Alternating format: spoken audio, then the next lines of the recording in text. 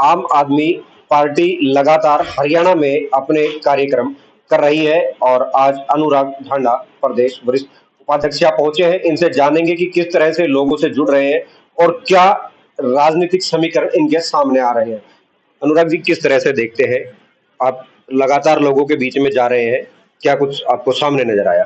देखिए, हरियाणा बहुत तेजी से बदलाव की हवा में बह रहा है और लोगों का मन साफ है कि ये कांग्रेस, बीजेपी, इनेलो, जेजेपी को देखते हुए 56 साल हो गए हरियाणा के वासियों को कोई भी मूलभूत सुविधा हरियाणा के लोगों को नहीं मिली। अब लोग बदलाव चाहते हैं, अब एक ऐसी सरकार चाहते हैं जो बिजली के मुद्दे पर, स्कूल अस्पताल के मुद्दे पर, पानी के मुद्दे पर इन पे काम करे। इसलिए आम आदमी पार्टी के प्रति लोगों का लगाव लगातार बढ़ता जा रहा है। आज जब हम यहाँ महेंद्रगढ़ में आए तो हम परिवार जोड़ो अभियान के तहत हमने डोर टू डोर कैंपेन किया, युवाओं के साथ संवाद किया, उनके बीच में चर्चा की कि बदलाव क्यों जरूरी है। और क्रांतिकारियों की इस धरती से, जहां 1857 का गदर जब क्रांति हुई तो महान शहीद राव तुलाराम जी की जो मशाल है उस नेतृत्व की, वो आज तक भी लोगों के दिल में धधकती है। उस क्रांति की भूमि से हम तो युवाओं से यही कहने आए थे कि इस क्रांति में योगदान दीजिए, हरियाणा के बदलाव की क्रांति में। और निश्चित तौर पे 2024 में एक बड़ा बदलाव हरियाणा में इंतजार कर रहा है। लोग पुरानी पार्टियों से त्रस्त हैं, पुराने नेताओं से त्रस्त हैं। जिस तरह से आप बिजली, पानी, शिक्षा, चिकित्सा की बात करते हैं, काफी समय से देख रहे हैं कि हरियाणा सरकार या प्रदेश की या केंद्र सरकार इनकी तरफ ध्यान नहीं दिया। क्या लगता है कि अब जो दिल्ली में आपने जो काम किए हैं उनको आप हरियाणा में कितना भुना पाएंगे? देखिए, सरकार तो भारतीय जनता पार्टी के इन मुद्दों पे काम करती ही नहीं है। उनको तो जात पात पे, धर्म पे राजनीति करने में मजा आता है, क्योंकि उसमें उनकी कोई जवाबदेही नहीं है, किसी को कोई काम करके नहीं दिखाना पड़ता है। हम काम की राजनीति करेंगे और 2024 के चुनाव को बिजली, पानी, स्कूल और अस्पताल के मुद्दे पे लेके आएंगे। बीजेपी में जितनी ताकत, जितना पैसा वो लगा ले, कांग्रेस पार्टी में जितनी ताकत, जितना पैसा वो लगा ले, 2024 का चुनाव निश्चित तौर पे बिजली, पानी, स्कूल और अस्पताल के मुद्दे पे होगा। अब आप महेंद्रगढ़ का उदाहरण ले लीजिए, यहाँ पे दो ही नेता हैं, मतलब रामविलास शर्मा जी और राव दान सिंह जी, दो नेताओं के बीच में 41 साल से यहाँ की राजनीति घूम रही है। बार बार लोग इन्हीं दो नेताओं में से किसी एक को चुनते हैं। उसके बावजूद भी महेंद्रगढ़ में ना सड़कें सही हैं, ना यहाँ पानी की व्यवस्था सही है, ना यहाँ सरकारी स्कूल सही है, ना यहाँ सरकारी अस्पताल सही है। तो फिर किस लिए चुनते हैं इन दो लोगों को?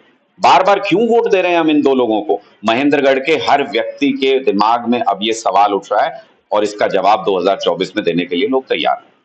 प्रदेश के मुख्यमंत्री कहते हैं कि यहाँ की जनता को फ्री में कुछ भी नहीं चाहिए, रेवड़ियों की तरह बांटने लग रही है आम आदमी पार्टी, हम फ्री में ये देंगे, फ्री में ये देंगे। तो क्या लगता है कि फ्री में देना कहाँ तक जाएगा? तो फिर मुख्यमंत्री जी को बताना चाहिए कि वो किस प्रदेश से आए हैं, क्योंकि जहां तक मेरी जानकारी है मुख्यमंत्री जी 4000 यूनिट बिजली फ्री ले रहे हैं, जिस गाड़ी में चलते हैं वो गाड़ी फ्री ले रहे हैं, जिस घर में रहते हैं वो घर फ्री ले रहे हैं, उस घर पे जो पानी आता है वो फ्री में आता है, वो जिस ट्रेन में जाएंगे उसका टिकट फ्री में होता है, जहाज में जाते हैं जहाज का टिकट फ्री में होता है, वो हेलीकॉप्टर में उड़ते हैं हेलीकॉप्टर में फ्री में उड़ते हैं। तो सबसे बड़े मुफ्तखोर अगर कोई हरियाणा का इस वक्त है तो वो तो मुख्यमंत्री मनोहर लाल खट्टर जी खुद ही हैं।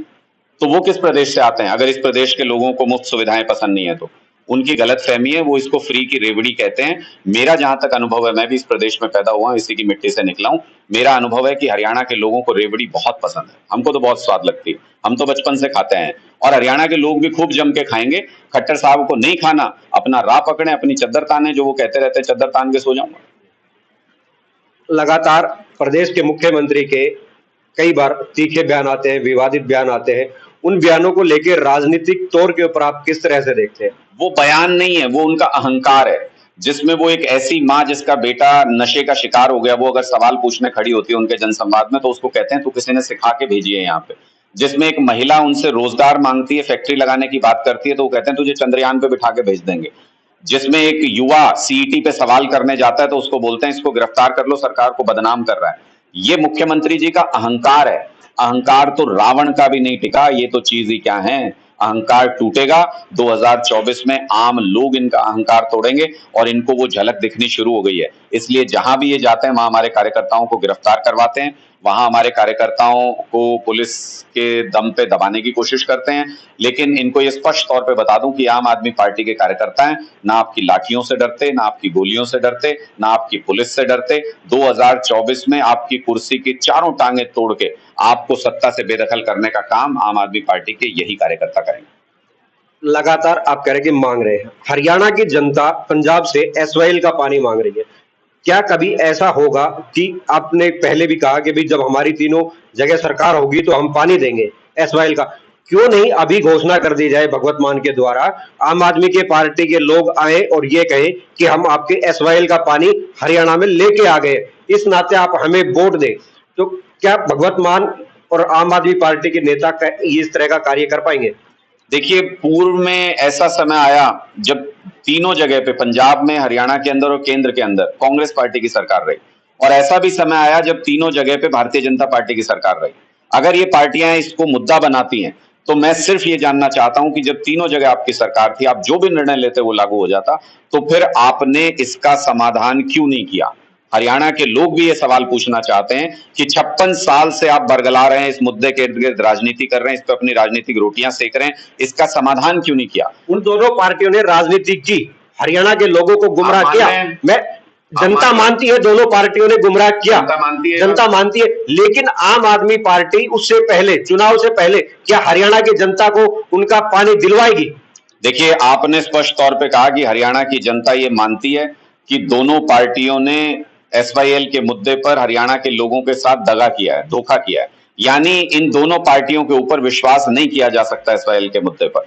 अगर किसी पे विश्वास किया जा सकता है तो उस पर विश्वास किया जा सकता है जिसको अभी तक आजमाया नहीं है। आम आदमी पार्टी के ऊपर लोग विश्वास कर सकते हैं, इसलिए विश्वास कर सकते हैं क्योंकि हम काम की राजनीति करते हैं, और इस तरीके के राजनीतिक मुद्दे काम के बीच में बाधा पहुंचाते हैं। इसलिए अगर पंजाब में, हरियाणा में और केंद्र में किसी भी दिन हमारी सरकार होगी, सबसे पहले इस मुद्दे का आपसी बातचीत से समाधान करेंगे और उसके बाद काम पे ध्यान लगाएंगे, क्योंकि स्कूल, बिजली, पानी, अस्पताल। अनुराग जी, ये तो वही बात होगी कि जनता के साथ लुभाने वायदे दोनों पार्टियों ने किए, अब आप भी वही लुभाने वायदे कर रहे हैं कि सरकार बनेगी तब पानी मिलेगा। हमारा तो रिकॉर्ड है, हम वादे नहीं करते, हम गारंटी देते हैं। हमारा रिकॉर्ड है, दिल्ली के अंदर देख लीजिए, हमने कहा कि बिजली फ्री कर देंगे, कर दी कि नहीं कर दी? हमने कहा स्कूल प्राइवेट से भी शानदार बना देंगे, 4 लाख प्राइवेट स्कूल के बच्चे सरकारी स्कूलों में दाखिला ले चुके हैं, बनाए कि नहीं बनाए? पंजाब में हमने कहा था सरकारी नौकरियां देंगे, कहते थे हाँ ऐसे थोड़ी होता है, 50,000 नौकरी एक साल के अंदर दी कि नहीं दी?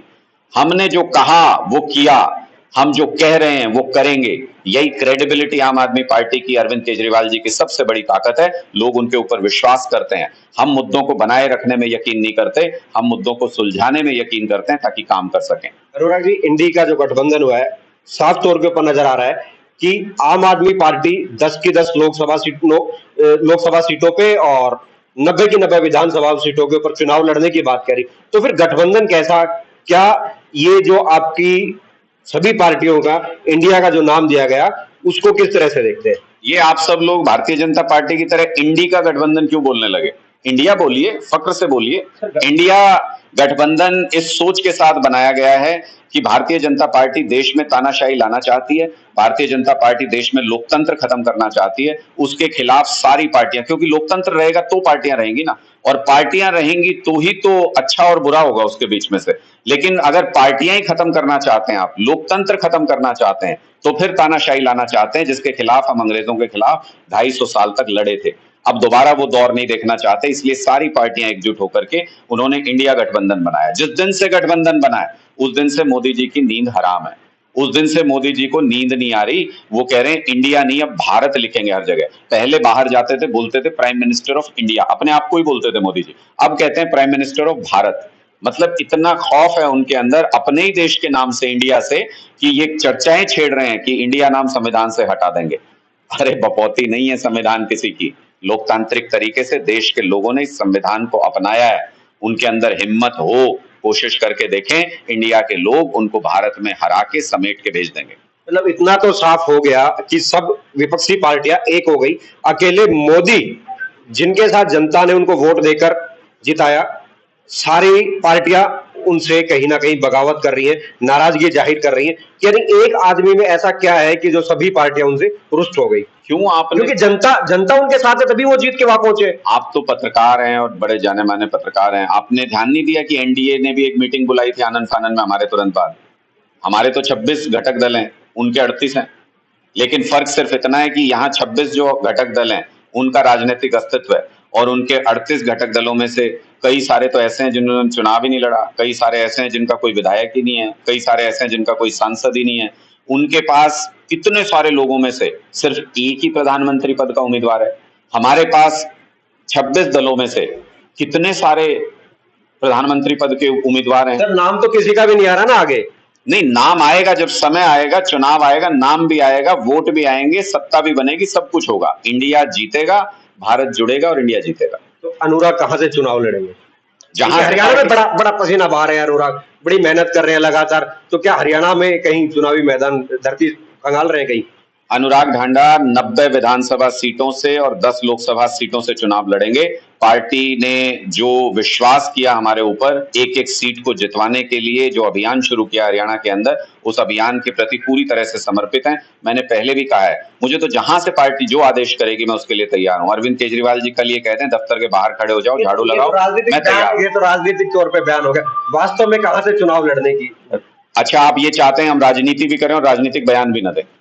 आप ऐसी राजनीति, चुनावी मैदान में तो आएंगे कहीं से, उस जगह पे एक अनुराग की स्पेशल होगी कि मैं वहां से चुनाव लड़ूंगा। जब चुनाव आएगा तो हरियाणा के लोगों के बीच में से ही चुनाव लड़ेंगे। जब चुनाव आएगा तो जहां से पार्टी आदेश करेगी वहां से चुनाव लड़ेंगे। 90 की 90 विधानसभा सीटों को जीतना मेरा सपना है। किसी एक सीट से जीत के विधायक बन जाना भर मेरा सपना नहीं है। हरियाणा में व्यवस्था परिवर्तन की लड़ाई लड़ रहे हैं, विधायक या मंत्री बनने की लड़ाई नहीं लड़ रहे हैं। नो इंसा को लेके क्या कहेंगे? मामन खान की गिरफ्तारी होगी, मोनू मानेसर की गिरफ्तारी होगी, जो चीजें हैं, जो फैक्ट्स हैं, उनसे ऐसा प्रतीत होता है कि ये सरकार की सोची समझी साजिश, सरकार की शह में ये सब कुछ हुआ है। उसके कई कारण हैं। ये महज इत्तेफाक नहीं हो सकता कि जब हिंसा हुई तो एसपी उसी दिन छुट्टी पे हैं।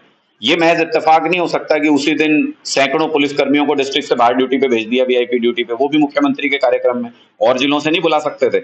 ये महज इत्तेफाक नहीं हो सकता कि इतनी संवेदनशील जगह पे जहां पहले से सीआईडी इनपुट थे, वहां पे होमगार्ड्स के सहारे छोड़ दिया गया पूरे प्रोसेशन को। ये महज इत्तेफाक नहीं हो सकता कि सीआईडी मुख्यमंत्री को रिपोर्ट करती है। इस पे बड़ा विवाद हुआ था पहले भी, गृह मंत्री को नहीं करती, मुख्यमंत्री को रिपोर्ट करती है। गृह मंत्री ने भी ऑन रिकॉर्ड कहा और पुलिस ने भी ऑन रिकॉर्ड कहा कि सीआईडी ने उनके साथ सूचना साझा नहीं की। तो क्या मुख्यमंत्री कार्यालय ने जानबूझ के सूचना साझा नहीं की?